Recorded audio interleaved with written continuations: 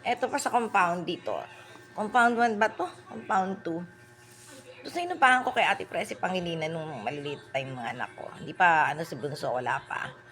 Si Erwin ano, baby, gabay-gabay. Si katulong ko dun yung tanga, si Jody.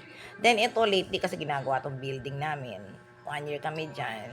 Hindi ko kilala yung mga may-ari ng bahay dyan. Hilera lang dun bandang malapit kami kay Mrs. Dison. Pero udulo na sila eh. Patay na rin si Ma'am Dison. Mga nursery school dito sa mga house nila. And then, hindi ko kilala eh. Anak ko nakikipag-usap sa may-ari eh.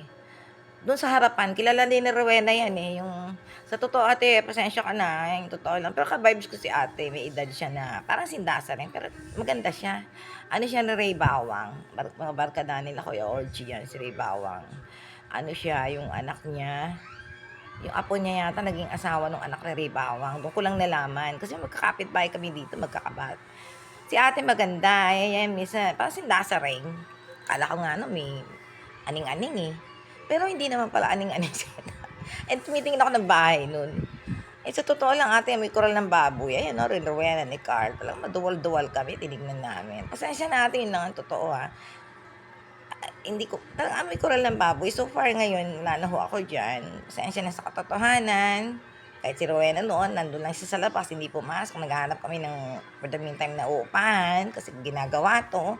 Kahit yung anak ko naamoy talagang koral ng baboy. Grabe, ang amoy talaga, ang lupit. Sabi ko, ano ba to? Hindi naman ako illiterate. Ngayon lang, ito naman sa vlogs.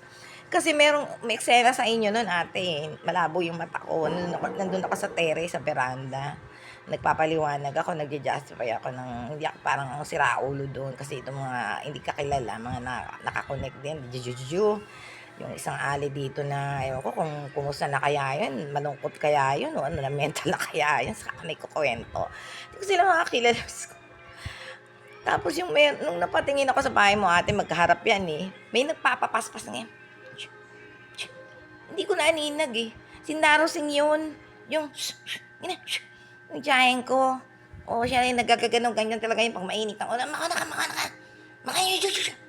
Excuse me, ginanon-ganon ba naman ako? Oo, talaga ako, tinitingnan ko, gumagano'n-ganon siya. Hindi ko alam kung sino eh. Malabo yung mata ko eh. Sa bahay ni ate. Doon sa may gate niya.